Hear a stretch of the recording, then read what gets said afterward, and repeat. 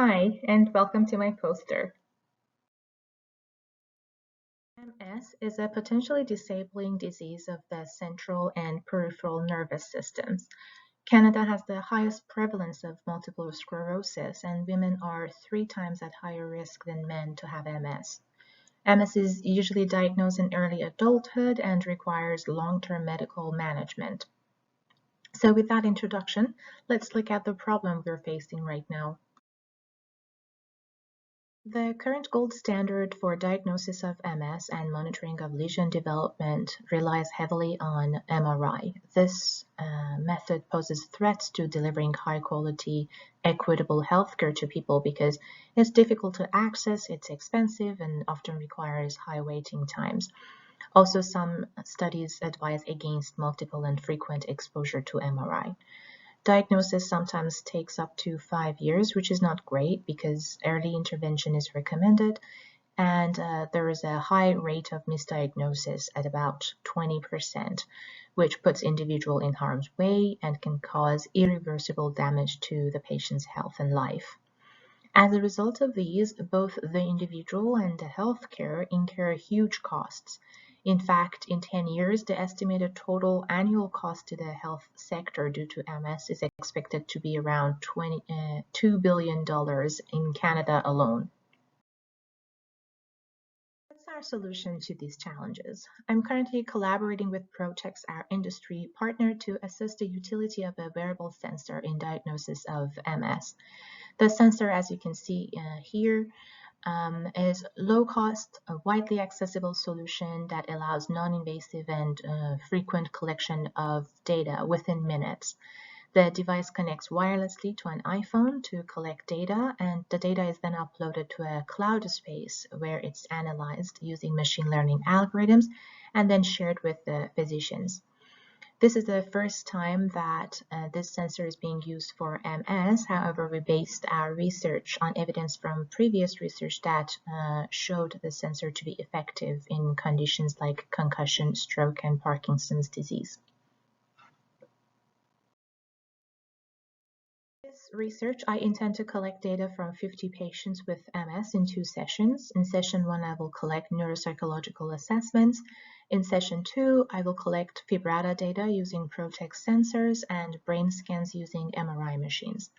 The vibrata sensor, as you can see here, is a small, user-friendly, and medical-grade wearable device that will be attached to the right mastoid of the patient and will collect neurophysiological data while participants perform simple daily tasks like sitting, walking, and standing with their eyes open or closed.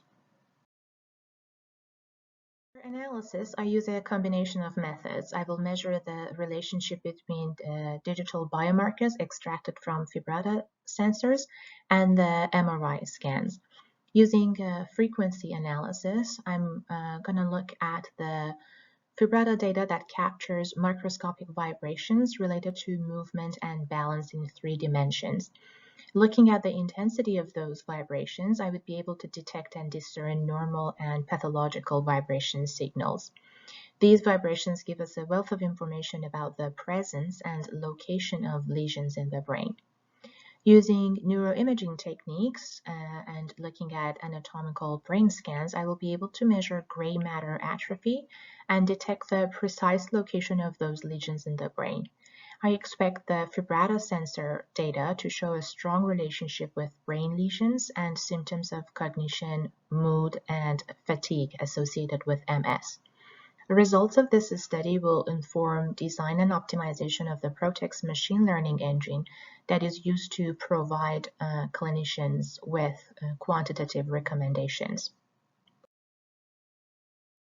Our study could potentially revolutionize the diagnosis and monitoring of people with MS as it allows monitoring each patient's treatment trajectory and tailor care plans that is unique to them. We identify that it can have impact on 3 levels for individual, the healthcare, and society. For the individual, it can increase the quality of care and life by making care plans personalized, fast, low cost, and easy. It can happen at the comfort of the patient's house, and this is increasingly important for remote areas and people with mobility issues. Also, people can use it multiple times during the day, which is better than having only one brain scan every year. At a healthcare level, it reduces human errors due to patient self-report or biased and subjective observations, and helps to choose the correct treatment from the beginning. So it saves a huge amount of time and money spent on medication, rehabilitation, and human resources. At a society level, the technology makes healthcare more equitable and affordable. It also reduces lost productive time for the individual, their caregivers, and helps fine-tune the treatment to the area that is actually needed. By reducing the unnecessary tests and ineffective treatments, funds can be redirected to find treatments for these conditions that currently do not have any cure. Hope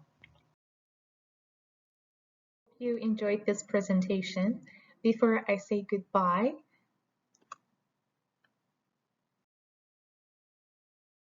I would like to thank my supervisor, Dr. Garlick, and also Dr. Ralston, the founder of PROTXX and our industry partner in this research.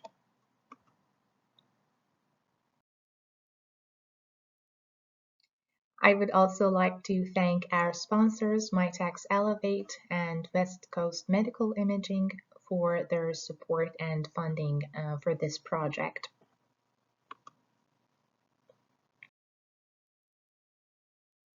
Please feel free to reach out and connect to discuss research and digital health further. I would really look forward to it, and thank you so much for your time.